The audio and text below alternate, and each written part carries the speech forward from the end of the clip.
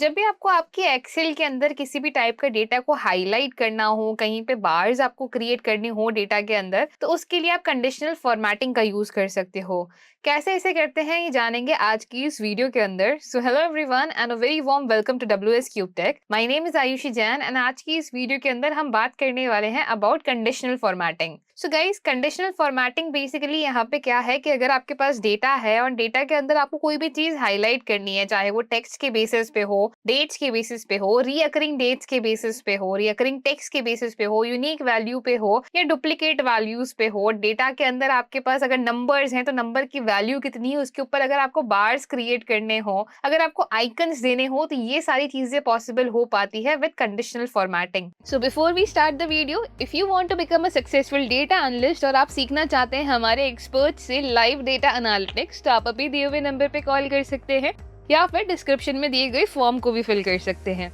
इतना ही नहीं, हमारे हर बैच के साथ आपको मिलती है 2 demo classes. So now let's get started guys. चलिए देखते हैं कैसे इसे किया जा सकता है। तो सबसे पहले हम यहाँ पे एक्सेल ओपन कर लेंगे। एक्सेल के अंदर अब कंडीशनल फॉर्मेटिंग की अगर मैं बात करूँ तो यहाँ पे हमारे पास वही शीट है जिसके ऊपर हम डेट, कैटेगरी, सब कैटेगरी, अमाउंट, पेमेंट, ये सारी चीजें मेंटेन कर रहे थे, एक्सपेंसेस मेंटेन कर रहे थे। अब इसमें अगर मैं डेट की बात करूँ तो डेट पे हम किस बेसिस पे कंडीशनल फॉर्मेटिंग कर सकते हैं, वो है हम कंडीशनल फॉर्मेटिंग पे जाएंगे। हाईलाइट करने हैं हमें cells on a date occurring. अब डेट अकरिंग के अंदर हमारे पास यहाँ पे डेट कुछ इस तरह से गिवन है, जैसे कि yesterday, today, tomorrow, in last 7 days, last week, this week, next week, last month, this month and next month। मान लो कि मुझे this month का चाहिए कि मेरे पास यहाँ पे this month का डेटा जो है हाईलाइट हो जाए, कि कहीं पे मैंने यहाँ पे शायद फरवरी का डेटा ऐड किया हुआ है और ये यहाँ पे आ जाए।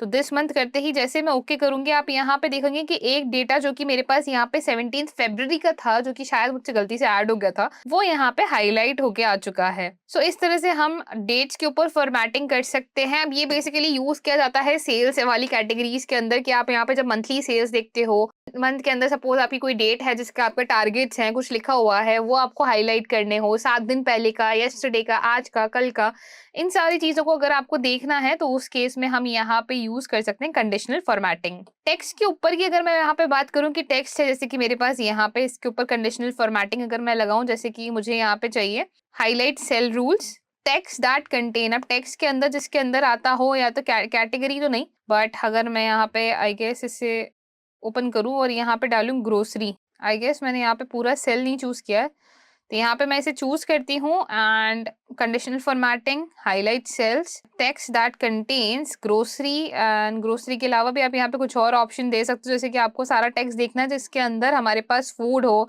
या एसेंशियल्स हो, तो एसेंशियल्स वाला पार्ट सारा मेरे पास यहाँ पे हाईलाइट हो जाएगा। एंड एज सून एज मैं यहाँ पे ओके फिल करूंगी, ओके की जगह अब आप यहाँ पे रेड कलर भी दे सकते हो, जो भी कलर आपको कस्टम फॉर्मेट भी देना हो आप वो दे सकते हो, field with dark green colour, या फिर अगर आपको कुछ और यहाँ पे देना हो, yellow filled with dark yellow colour.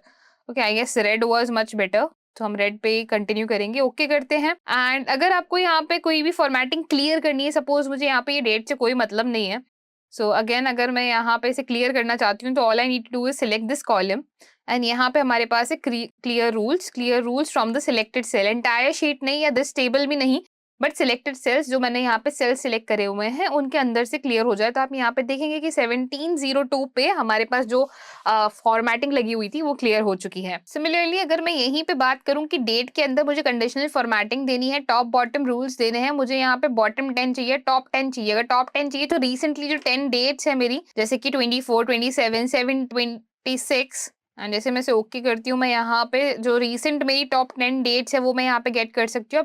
अब ये टॉप 10 पे नहीं है, बल्कि अगर आप यहाँ पे वैल्यूज इंक्रीज करना चाहो, टॉप 11, 12, 13, 14, 15, 16, आप देख रहे हैं कि डायनामिक है ये, कि जिस तरह से मैं यहाँ पे वैल्यूज ऐड करती जा रही हूँ, जिस तरह से मैं यहाँ पे वैल्यूज चेंज करती जा रही हूँ, ये ऑटोमेटिकली यहाँ पे डेटा को ऐड करता जा रहा है। सपोज मैंने यहाँ पे कहीं पे भी एक और जगह एसेंशियल्स डाल दिया होता, कि मैंने चाय एसेंशियल्स में मैंने लेना स्टार्ट कर दिया, तो मैं अगर यहाँ पे एसेंशियल्स लिखती हूँ तो यहाँ पे भी आप देखेंगे डायनामिक है, जैसे मैं यहाँ पे वैल्यू चेंज करूंगी तो ऑटोमेटिकली ये हाईलाइट हो जाएगा। ठीक है।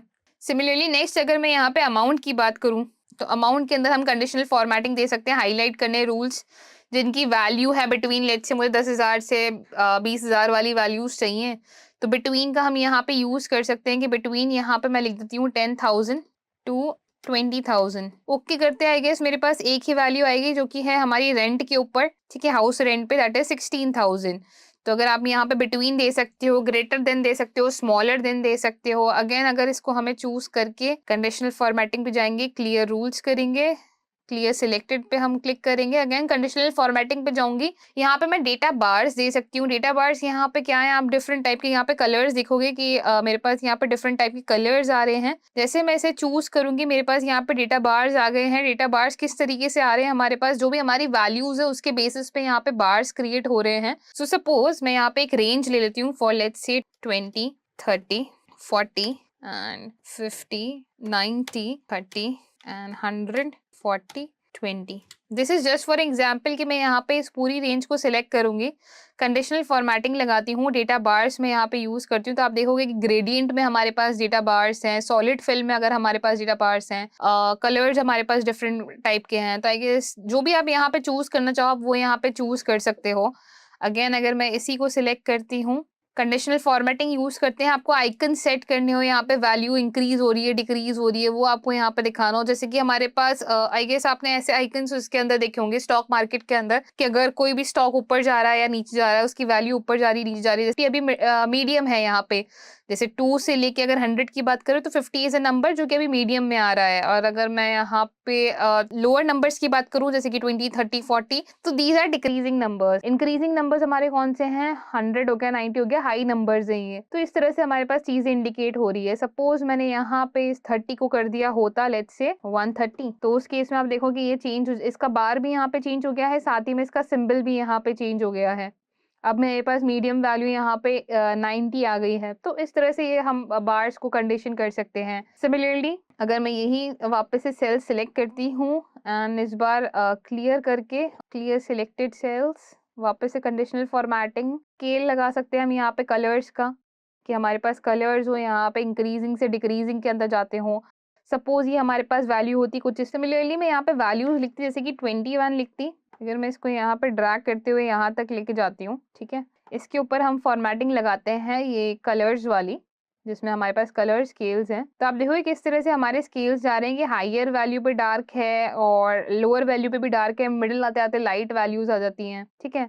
जैसे 25 है, 25 पे आप देखेंगे कि हमारे पास व्हाइट शेड आ गया है। फिर अगर लोअर पे जा रहे हैं तो हम टुवर्ड्स रेड जा रहे हैं, हायर वैल्यू पे जा रहे हैं तो टुवर्ड्स ग्रीन जा रहे हैं। तो ये सारी हमारी कंडीशनल फॉर्मेटिंग की कैटेगरीज में आती है। कंडीशनल फॉर्मेटिंग में हमारे पास बहुत सारी चीजें कि आपको अबव एवरेज चाहिए, बिलो एवरेज चाहिए, टॉप 10 आइटम्स, बॉटम 10 आइटम्स आपको चाहिए, टॉप 10 परसेंटेज में आपको चाहिए, बॉटम 10% में आपको चाहिए, परसेंटेज के वैल्यू पे भी ये जाता है। सेल्स को हाईलाइट करना है, ग्रेटर देन वैल्यूज पे चाहिए कि मुझे यहाँ पे चाहिए कि जितनी भी वैल्यूज मेरी ग्रेटर देन 1000 हो वो हाईलाइट हो जाएं। तो हम यहाँ पे हाईलाइट करेंगे greater than and let's say greater than 1000 जो वैल्यूज है मेरी, ओके करते ही जो भी वैल्यूज मेरी ग्रेटर देन 1000 थी, जैसे कि 1890, 16000, 1650, 1074, 1025 एंड 1500, ये सारी वैल्यूज मेरे पास यहाँ पे हाईलाइट होके आ गई हैं। सो आई होप गाइस कि इस सेशन के बाद कंडीशनल फॉर्मेटिंग क्लियर हो गया होगा, कहाँ पे इसका यूज कर सकते हैं वो सारी चीजें यहाँ पे क्लियर होगी होगी। कोई डाउट्स या क्वेश्चंस नहीं रहे होंगे कि इस जगह पे कंडीशनल फॉर्मेटिंग को यूज किया जाता है। So I will see you in the next session with Excel. Do not forget to like, share and subscribe.